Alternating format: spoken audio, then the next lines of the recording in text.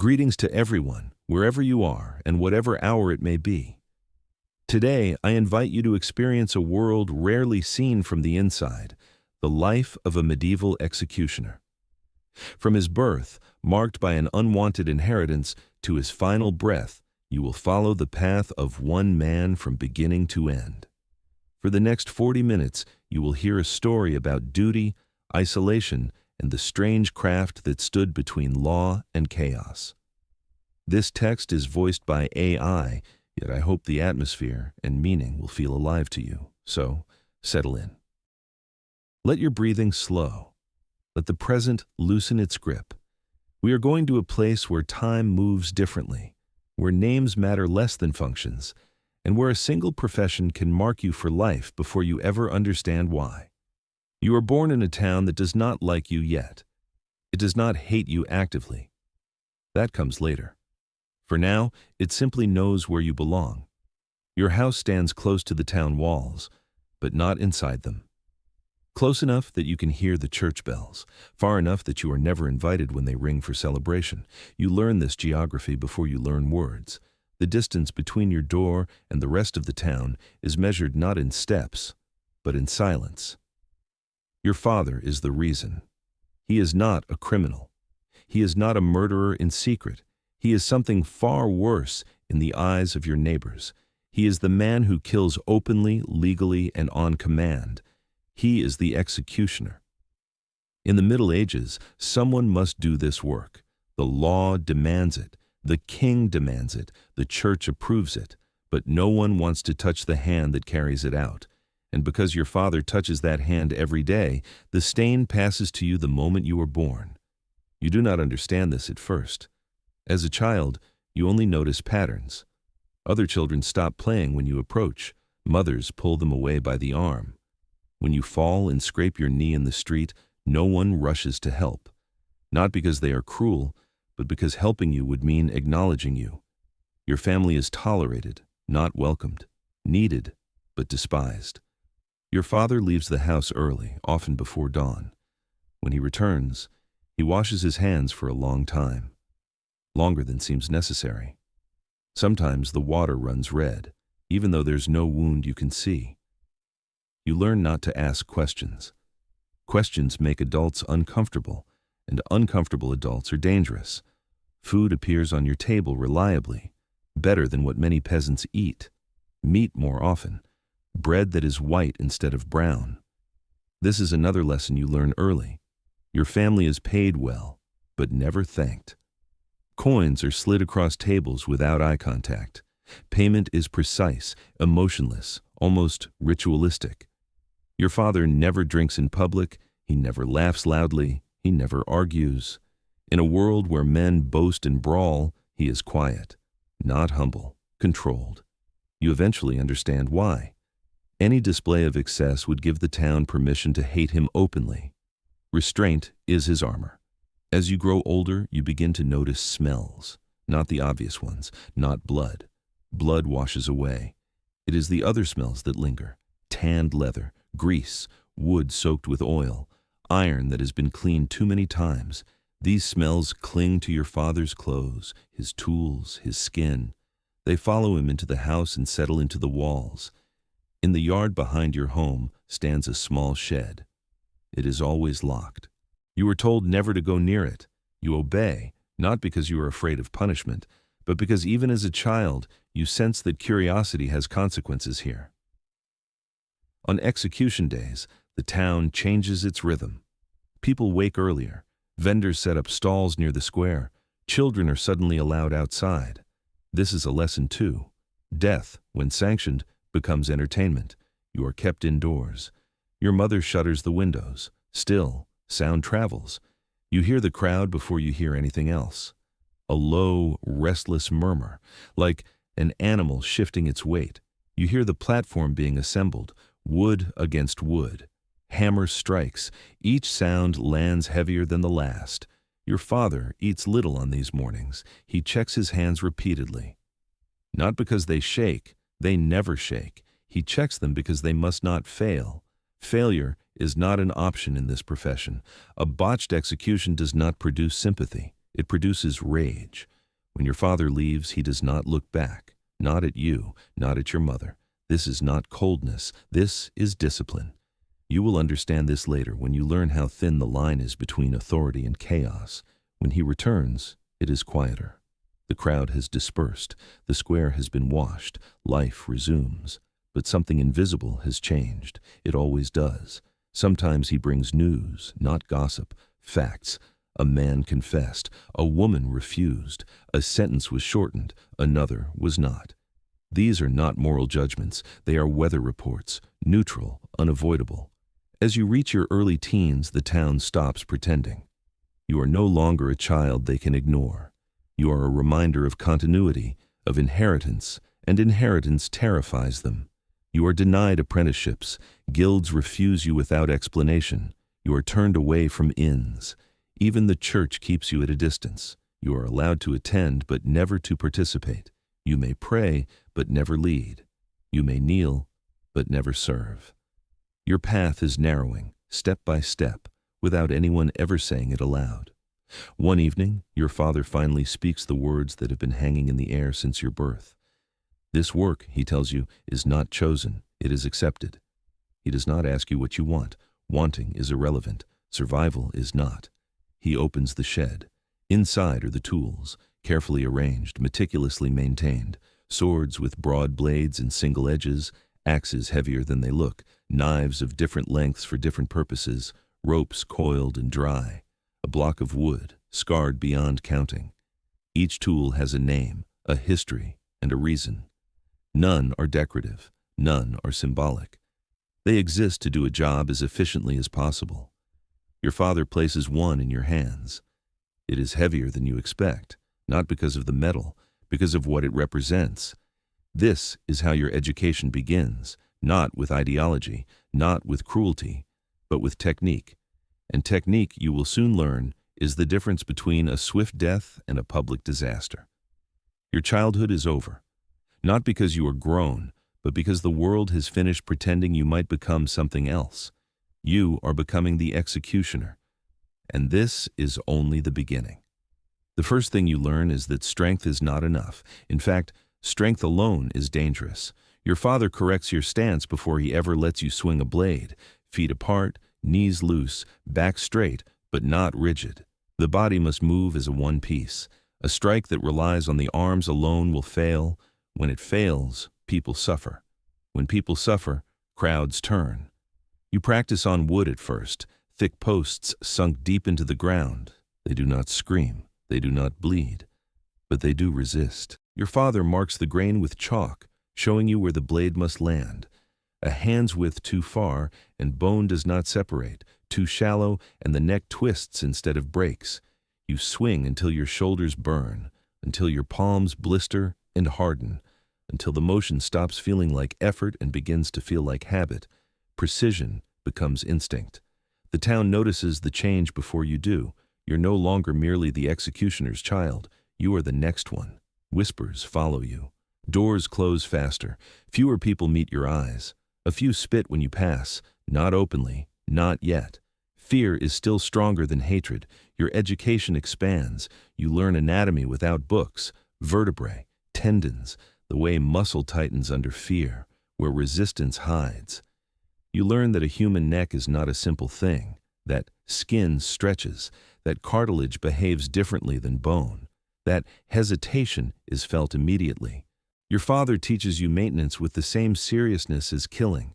Blades are honed daily, wood is oiled, ropes are checked for fraying.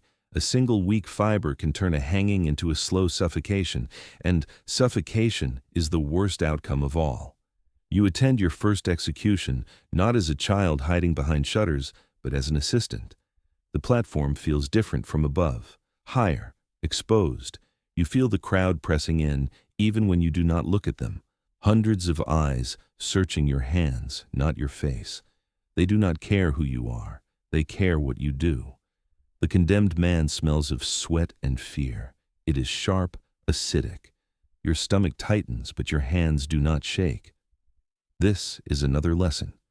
The body can betray you, but training overrides instinct. Your role is small. You secure, You hold, you step back.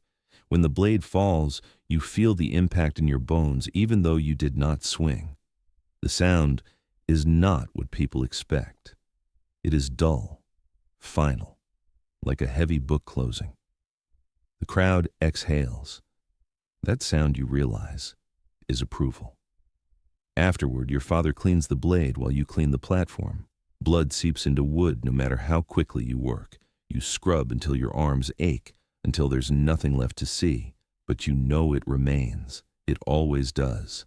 Payment is delivered that evening. Coins counted twice, no more, no less, no one lingers. At night, sleep comes unevenly. Not because of guilt. You are surprised by this. It is because of anticipation. The mind rehearses what the body has learned. Your training widens further. Beheadings are not the only duty. Thieves are branded, hands are taken, ears removed, flesh marked as warning. These punishments require a different touch. Too light, and the message fades. Too heavy, and the sentence changes into something unintended. You learn restraint. Hangings are their own discipline. Knots matter. Rope length matters. The weight of the body must be calculated. Too short a drop, and the neck does not break. Too long, and the head tears free. Both are remembered. You learn to read people, their height, their build, their fear. You learn how fear makes bodies rigid or limp, and how that affects the outcome. Your father grows older, you grow steadier. The day comes when he lets you perform a full execution under his watch. It is a hanging. You test the rope 3 times. You adjust the knot a finger's width. You check the beam. You feel the silence settle over the square as if the town itself is holding its breath. You give the signal. The body drops. The neck breaks cleanly. No struggle, no prolonged sound. The crowd releases its tension in a wave of noise that feels almost like relief. Your father nods once. That nod is worth more than any blessing. From that day forward, the work is shared. Your hands are no longer just learning. They are trusted. But something else changes too. The town's attitude hardens. You are no longer an unfortunate necessity in training. You are a functioning one. People begin to avoid you entirely. Children are warned not to cross your path. Adults speak of you as if you are not there, even when you are. You exist in a strange position, above the law in function, beneath it in respect. Invitations stop entirely. You will never marry into a respectable family. You will never leave this trade, not because you are trapped by force, but because every other door is already closed.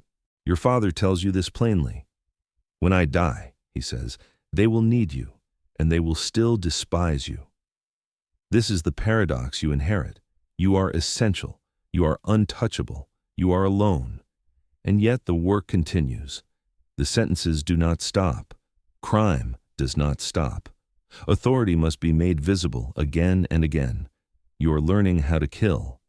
Soon you will learn what it costs. The cost reveals itself slowly, not in screams, not in nightmares, but in the quiet adjustments you make without noticing. You begin to walk differently through the town, not faster, more deliberately. You choose wider paths. You avoid narrow alleys where a single stone thrown from behind could change everything. You learn where light falls at different hours, where shadows gather, where crowds thin. You learn which taverns tolerate your presence if you sit in the corner and drink alone. You learn which streets are safest after dusk. You learn which faces harden when they see you and which ones look away in fear. Fear, you discover, is safer than hatred. Your work expands beyond executions. The authorities begin to rely on you for things they do not speak of publicly. Interrogations that require physical persuasion, the examination of bodies found dead under suspicious circumstances, the disposal of remains after public punishment. You are becoming a specialist in the body's limits. You learn how long a man can hang before consciousness fades. You learn how cold affects muscle stiffness. You learn how disease marks flesh differently than violence. These are not academic facts. They are practical knowledge, acquired because someone must know them. The church maintains its distance, but it also depends on you. Priests attend executions to offer final rites. They speak of mercy while standing beside your tools. You notice how quickly they step away when the work is done. You are not invited to confession. You are assumed to have none. Your father weakens. His hands remain steady, but his endurance fades. He tires faster. His back stiffens in the cold. On some mornings, he watches you work instead of the other way around. The reversal is quiet, respectful, inevitable. When he dies, there is no funeral in the town square. A priest comes to your house. A short service is held. No crowd, no bell, no procession. The town acknowledges the loss only in function, not in grief. The next execution proceeds as scheduled. You perform it alone. This is the moment when the role fully becomes yours, not by inheritance, by action. You are now the executioner. Your life settles into a rhythm that few can imagine. Days of waiting, weeks of nothing. Then, sudden bursts of activity when authority needs to remind the population that it exists. You maintain the tools constantly. This becomes almost meditative. Sharpen, clean, oil, test, repeat. You learn that a well-kept blade makes the work easier, not only for the condemned, but for you. Difficulty is where doubt creeps in. Doubt is dangerous. You begin to notice differences in crimes. Thieves cry more often than murderers. Political prisoners are quieter. Heretics look at you as if you are already damned. Some try to speak to you. Some curse you. Some thank you for ending it quickly. You do not respond. Your silence becomes part of your reputation. Over time, rumors grow around you, that you enjoy the work, that you feel nothing, that you are unnatural. These stories protect you in a way. People are less likely to provoke what they do not understand. But isolation deepens. You cannot leave the town for long. If you do, sentences wait. Authority dislikes waiting. You are given lodging by the city, land to farm, exemptions from certain taxes. These are not rewards. They are tethers. You are watched. When unrest stirs, you are informed early. When rebellion is suspected, your tools are checked by officials. The message is clear. Be ready. And then, one year, the unrest arrives. A bad harvest, rising prices, rumors of corruption. A crowd gathers not for a sentence, but for protest. You watch from a distance as voices grow louder, angrier. The authorities come to you before they go to the square. They do not ask if you are willing. They ask how quickly you can work. This is when you learn the difference between justice and control. Multiple executions are ordered quickly, publicly, as examples. The condemned are not all criminals. Some are simply inconvenient. You are given names, ages, crimes written in careful legal language that hides their true purpose. Your hands do not hesitate, but something in you tightens. The crowd is different this time, less eager, more watchful. You feel their eyes measuring not the blade, but you. After the third execution, a stone flies. It misses you, but it lands close enough to make its point. The authorities do nothing. They have what they need from you. You understand, then, that your protection is conditional, as long as you are useful, as long as fear outweighs anger. That night, you reinforce your door. Sleep becomes lighter. Still, the work continues. Years pass. Your hair grays. Your hands remain steady. New tools are added as methods change. A wheel, iron restraints, devices designed not to kill but to display suffering. You perform what is ordered, but you begin to count, not bodies, reactions. You notice when the crowd stops cheering, when they stop jeering, when they watch in silence. Silence is the most dangerous response of all, because silence means thinking. And thinking crowds eventually decide who they blame. You are the visible hand of power, and visible hands are the first to be cut when power shifts. The shift is subtle at first. Authority still speaks with confidence, but it listens more carefully than it used to. Orders arrive with urgency, not ceremony. Sentences are shorter, appeals are ignored. The machinery of punishment accelerates. You feel it in your body before you see it in the streets. Executions come closer together. The intervals of quiet shrink. Your tools barely cool between uses. You begin to wake already tense, as if your muscles know what the day will require before your mind does. You are no longer asked to assist justice. You are asked to stabilize fear. The condemned arrive in groups now, shackled together, whispering prayers, insults, names. Some recognize you, some do not. Those who do look at you with something new in their eyes, not fear. Recognition. They understand that you are not their enemy, but you are the one who will end them. That distinction changes nothing. You adapt. You always do. Efficiency becomes survival. You refine your movements to conserve energy. You prepare multiple tools in advance. You test ropes obsessively. You eliminate variables wherever possible, because mistakes are no longer forgiven. A single misstep could turn the crowd.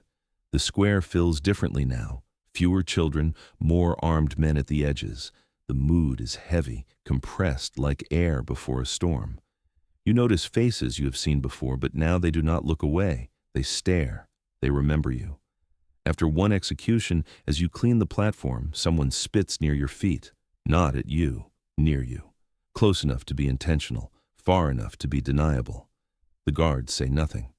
You understand the message. At home, your isolation deepens. Fewer deliveries, longer waits for payment. The town is still dependent on you, but it no longer wants to acknowledge that dependency openly. You begin to plan, not escape. That's impossible. But contingency.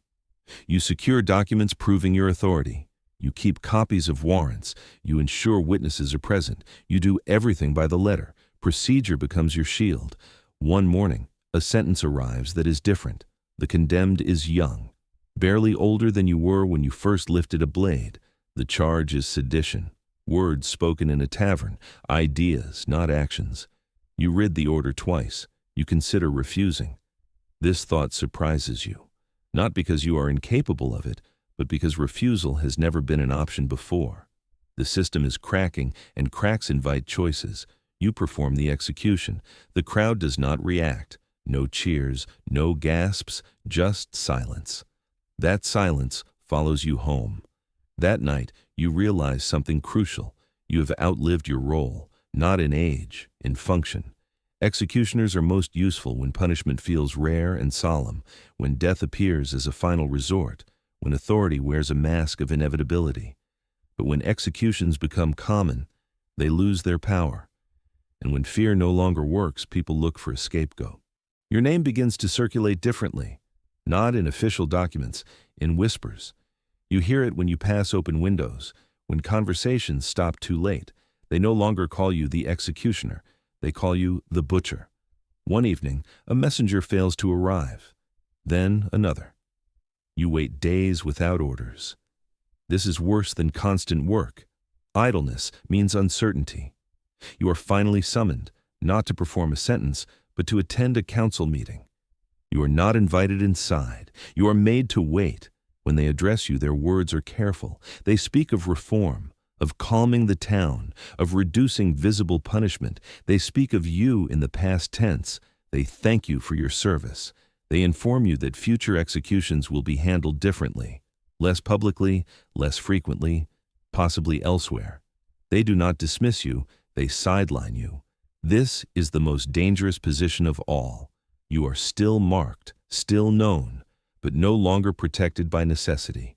Your stipend is reduced, your privileges quietly revoked, the land you farm is reassessed, taxes appear. You understand what is happening. The town is shedding its skin, and you are part of what it wants to leave behind. One night, a rock breaks your window. The next night, another. You reinforce the shutters. You keep a blade near your bed. You sleep lightly, waking at every sound. You consider leaving. But leaving means becoming something worse. A wandering executioner is a threat everywhere. No town will accept you. No guild will shelter you. You are rooted to this place by reputation alone. Then the orders resume. But they are different, not criminals, former officials, guards, men who once stood beside you on the platform. The revolution, when it comes, is not loud at first. It is administrative, names removed, titles revoked, authority redefined, and then it needs blood. You are summoned again. This time, The crowd is larger than ever, and you realize, standing on the platform, that you are closer to the condemned than you have ever been, not in chains, but in fate. The revolution does not announce itself with banners or speeches. It announces itself with lists, names posted in public places, names crossed out, names rearranged. Each mark of ink carries the weight of a verdict, even before any sentence is spoken aloud. You read those lists carefully. You recognize many of the names, men who once signed warrants, men who once paid you and would not meet your eyes, men who believed proximity to power made them permanent. They are wrong. And you notice something else. Your name does not appear. Not yet. This omission is not mercy. It is usefulness. You are summoned again, and this time there is no pretense of legality, no parchment sealed with wax, just men with armbands and weapons at your door, telling you where to go and when. The platform is rebuilt, not repaired, rebuilt, larger, cruder, faster. It is designed for volume, not ceremony. You understand the message immediately. The crowd is different now, louder, more confident, less afraid of consequences.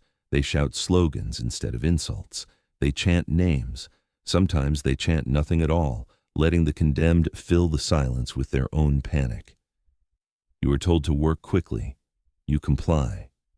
You have learned long ago that speed is a form of mercy.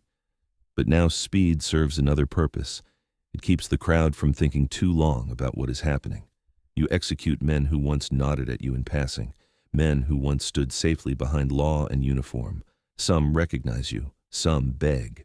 Some stare at you with disbelief, as if you personally betrayed them. You feel nothing new, not numbness, familiarity. This is what the work has always been. Only the justification has changed. Between sentences, you clean your tools with practiced motions. The crowd watches you as much as the condemned. They are learning who you are, what you do, how easily death moves through your hands. This attention is dangerous. When power shifts, symbols become targets, and you are one of the oldest symbols in the square. One afternoon, a young man in the front row meets your eyes and smiles. Not cruelly, not nervously, with understanding. You do not like this. That night, someone scratches a mark into your door, a crude symbol. You recognize it, not from law, but from folklore, a sign used to mark houses of ill omen. You erase it before morning. The executions continue. Soon, the condemned are no longer brought one by one. They arrive in carts, bound together, sentences shouted over noise. You are barely told their names. This is when mistakes become possible. Not technical ones, moral ones. You decapitate a man who screams that he is innocent. You have heard this before, thousands of times, but this time the crowd murmurs. They recognize him, a baker, a neighbor. The murmuring turns sharp. Someone shouts your name, not your title, your name. That is when you realize the line has been crossed. You are no longer an instrument. You are a participant. The authorities notice it too. The next day, guards stand closer to the platform. Not to protect you, to watch you. Your instructions change. You're told when to start, when to stop, when to pause for effect. Effect. This word does not belong to your craft. You've spent a lifetime minimizing spectacle. Now they want it amplified. You comply, you always do. But inside, calculations shift. You begin to prepare an exit, not escape, survival. You hide money. You secure clothes that do not mark you. You reduce your visible presence. You avoid the square when not summoned. You move at night. But the town is shrinking around you. People know where you live. They know your face. They know your history. One morning, you find a note pushed under your door. No threat, no demand, just a sentence. When we are done with them, we will be done with you. You sit with that sentence for a long time. You think of your father, of his discipline, of how he taught you that the blade must fall cleanly, not just on the neck, but on the moment itself. You understand now what he never said aloud. Executioners are tolerated only as long as they belong to yesterday. When tomorrow comes, they must disappear. The next summons arrives at dusk. It is urgent. You are told there has been a disturbance, a mob acting without authorization. They want you to restore order. To make an example, you walk to the square knowing something is wrong. There is no platform, no guards, just a crowd. And in the center of it, a hastily raised beam. They turn when they see you. The noise dies instantly. And in that silence, you finally understand. The example they need is no longer someone else. They do not seize you immediately. That would be too honest. Instead, they speak. A man steps forward. You recognize him. Once a clerk, now something else. He thanks you. Publicly. For your years of service, for your steadiness, for your usefulness. The crowd listens. Gratitude is being shaped into a weapon. He explains that the old order relied too heavily on fear, that public executions corrupted justice, that symbols of cruelty must be removed so a new, cleaner future can begin. He gestures toward you without touching you. You are the last symbol. Someone shouts that you are no better than the men you killed. Another shouts that you are worse. You hear your profession spoken as if it were a crime in itself. You are not offered a defense. The accusation is not legal, it is moral, and moral charges require no evidence. They announce a trial, not tomorrow, not later, now. You are told to speak, to explain yourself, to justify decades of obedience. You open your mouth and realize something terrible. There is nothing you can say that will matter. You could tell them you followed the law. They hate the law. You could tell them you served the town. They hate the town as it was. You could tell them you acted without cruelty. They no longer care about cruelty. So you say very little. You state facts. Orders received, sentences carried out, procedures followed. The crowd grows restless. Facts are not what they came for. They want repentance or defiance. You give them neither. The verdict is unanimous before it is spoken. They sentence you to death, not as a criminal, as a cleansing. The method is decided quickly. Hanging, public, symbolic. You look at the beam. It is poorly made. The rope is new and untested. The knot is wrong. You point this out. There is laughter. One man asks you mockingly if you would like to do it yourself. You consider this, and then you nod. Silence falls again. They hesitate. This is not part of their script, but curiosity wins. They hand you the rope. Your hands know what to do. You test the fiber. You retie the knot. You adjust the length. You move the beam slightly to account for weight distribution. You work calmly. The crowd watches, fascinated. You step onto the platform you never built. You fit the noose around your own neck. You adjust it so it will break the vertebra cleanly. Not because you fear pain, because this is how it should be done. You look out at the faces. Some are triumphant, some uncertain, some already bored. You meet the eyes of the young man who smiled at you before. He looks confused now. You speak one last time, not to plead, to instruct. You tell them that fear does not vanish when symbols are destroyed. That violence does not cleanse itself by changing hands, that tomorrow they will need someone else to do what they are making you do today. Some listen. Most do not. You give the signal. The platform shifts. For a brief moment, there is nothing. Then there is impact. The neck breaks. It is clean. The crowd reacts unevenly. Cheers scatter. Some turn away. Some stare too long. They cut you down quickly. There is no need to display the body. The point has been made. Your house is emptied by morning. Your tools are confiscated, then destroyed publicly. The blade that served for decades is broken on the stones. Children are told a story about you. Simplified, comfortable. You are remembered as a monster the town overcame. But something lingers. Executions do not stop. They move indoors, behind walls, away from eyes. Someone else learns how to do the work. Poorly at first, then better. The town pretends it is different now, but the rope still tightens, the blade still falls, the body still stops, only the name changes. And somewhere, years later, a child notices that their house stands slightly apart from the rest of the town. They do not know why. Not yet. Time does not end with you, it folds. Years pass, not loudly, not cleanly. The town rebuilds its language first. Words like execution are replaced, sentence becomes measure, death becomes resolution. People speak softly about hard things as if volume were the real crime. The square changes shape, the beam is removed, a fountain is installed, children play where you once stood. They splash water that runs red only in memory. Inside buildings, behind doors that lock from the outside, the work continues. It is worse now. There are mistakes.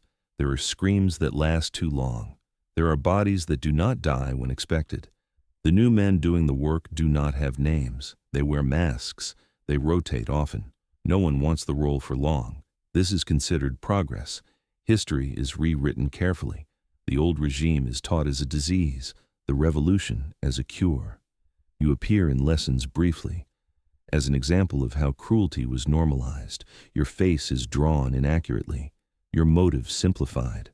No one mentions that you once tried to make death quick. No one mentions that you warned them. The town grows, new streets, new families. Outsiders arrive who do not know the stories. Insiders learn which questions not to ask. And then, one winter, a child is born. Not in the center, not far away, just far enough. The house stands where the land is cheaper, where deliveries are delayed, where visitors hesitate for reasons they cannot articulate. The child grows quietly, observant. Other children avoid them without understanding why. Adults smile too tightly. Conversations stop when the family passes. Nothing is explained. One day, the child notices a door in the municipal building that no one else seems to see. It is always locked, always guarded. People enter, no one exits. The child asks what happens inside. The answer is vague, administrative, necessary. The child feels something settle into place, not fear, familiarity. Years later, when unrest returns, as it always does, the lists reappear. Names posted, names crossed out. Ink heavy with meaning. Someone suggests a solution, a role that must be filled, someone steady, someone capable of doing what others cannot. They look around. Their eyes land, unconsciously, on the same kind of person they always do. The child, now grown, feels the weight before the words arrive, feels it in their body, in their hands, in the way the world narrows to a single task. They hesitate.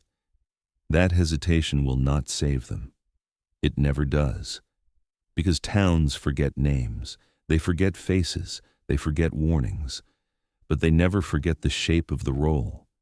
And sooner or later, someone always fits it. If you have listened to this story to the end, it may mean that it was not so bad after all. I would be pleased if you considered giving this video a like or even subscribing to the channel. You are also welcome to leave your honest opinion about this episode in the comments. Thank you for watching. Goodbye.